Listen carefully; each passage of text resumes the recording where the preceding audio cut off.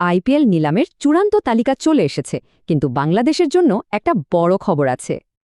খবরটা হলো এবারের নিলামের চূড়ান্ত তালিকা থেকে সাকিব আল হাসান বাদ পড়েছেন। আচ্ছা, এই তালিকাটা কিভাবে তৈরি হলো চলুন সংখ্যাগুলো একটু দেখি। ভাবা যায় শুরুতে প্রায় ১,৪০০ ক্রিকেটার রেজিস্ট্রেশন করেছিলেন, আর সেখান থেকে ছেঁকে চূড়ান্ত তালিকায় রাখা হয়েছে মাত্র ৩৫০ জনকে। তো এই ৩৫০ জনের মধ্যে ২৪০ জন ভারতীয় আর বাকি ১১০ জন বিদেশি খেলোয়াড়। সাকিব না থাকলেও বাংলাদেশের জন্য আশা কিন্তু এখনও শেষ হয়ে যায়নি। তো চলুন দেখে নিই চূড়ান্ত তালিকায় জায়গা করে নেওয়া ৭ বাংলাদেশিকে। এই ৭ জনের মধ্যে আইপিএল খেলার অভিজ্ঞতা আছে, কিন্তু শুধু একজনেরই, তিনি মুস্তাফিজ। আর তাদের বেস প্রাইজ দেখলেই এই অভিজ্ঞতার পার্থক্যটা বেশ বোঝা যায়।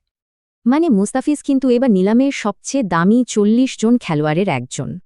নিলামের আসরটা এবার বসছে আবুধাবিতে। এটা একটা মিনি অকশন। সব কিছুর ফয়সালা হবে ১৬ই ডিসেম্বর। দেখা যাক কোন বাংলাদেশি এবার সুযোগ পান।